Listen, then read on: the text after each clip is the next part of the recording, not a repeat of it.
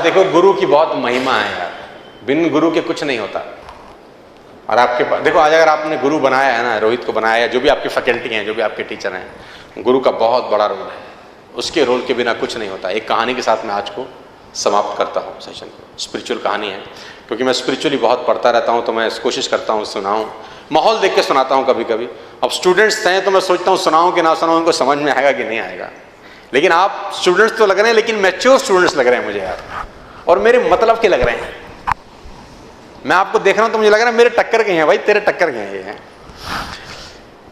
तो जब महाभारत का युद्ध, महाभारत देखिए आप लोगों ने, जब महाभारत का युद्ध हुआ तो सबसे भीषण युद्ध था कर्ण और अर्जुन का। सबसे खतरनाक लड़ाई थी वो। और जानते हैं कि उसमें लड़ाई में प्रूफ क्या करना चाहते थे कि बेटर कौन है। लड़ाई किस चीज की थी? ये लड़ाई प्रूफ करने की तो थी ही नहीं कि तुम हारेंगे कि हम हारेंगे, कि तुम गलत हो कि हम गलत हैं। दोनों में एक ही लड़ाई थी कि हम दोनों में बेटर कौन है। और बहुत खतरनाक लड़ाई थी।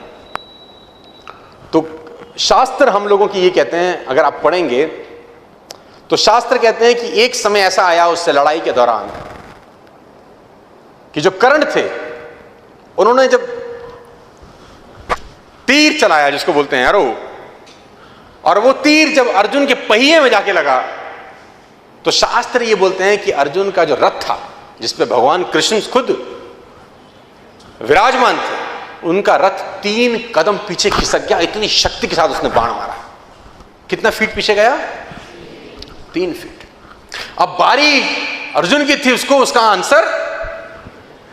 अब अर्जुन ने भी बाण लगाया, और जब वो बाण कर्ण के पहिए पे लगा तो उसके घोड़े जो उस रथ को खींच रहे थे 7 कदम पीछे ले आए। वो इतनी शक्ति के साथ बाण लगा।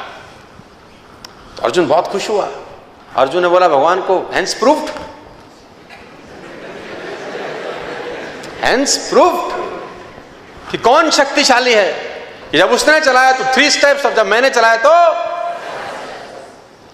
कभी कभी कुछ स्टूडेंट्स के नंबर अच्छे आ जाते हैं तो ईगो भी आ जाती है। कभी कभी देखो, नंबर अच्छे लाना और लाते रहना में अलग अलग बातें हैं। लाना और लाते रहना दोनों अलग अलग बातें हैं।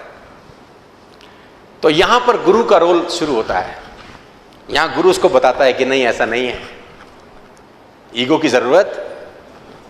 उसने बोला देख, मैंने तो मारा ना, देखो मारा तो 7 कदम, उसने मारा तो 3 कदम, तो प्रूफ हो गया, हेंस प्रूफ, थ्योरम सॉल्व। उसने बोला नहीं नहीं, तू समझ नहीं रहा, तू वो देख रहा है जो तुझे दिखाई दे रहा है, तू वो देख ही नहीं रहा जिसके पीछे का खेल है। उसने बोला इसके पीछे का क्या खेल है? उसने बोला इसका पीछे का खेल मैं तुझे बताता हूं कि तेरे रथ पे मैं बैठा हूं, पूरी दुनिया का भार लेके, और तेरे रथ पे एक और शक्ति विराजमान है जिसको बोलते हैं बजरंग बली, है ना, और उनकी ध्वजा में विराजमान थे। और ये वो बजरंग बली हैं कि जिनकी पूंछ तेरा भाई हिला नहीं सका था, जिसको तुम भीम बोलते हो। ये ताकत तेरे रथ पे बैठी है, उसके बावजूद वो तेरे रथ को 3 कदम पीछे कर गया रे। और तुझे भरोसा नहीं हो रहा तो ये देख। फिर भगवान ने कुछ ख्याल किया, कहते हैं हनुमान, शास्त्र कहते हैं कि हनुमान जी को इशारा किया, हनुमान जी गायब हो गए। भगवान ने अपने आप को भार विहीन कर लिया। अब जब कर्ण ने अगला तीर चलाया तो उसका तीर रथ को आकाश में ले गया।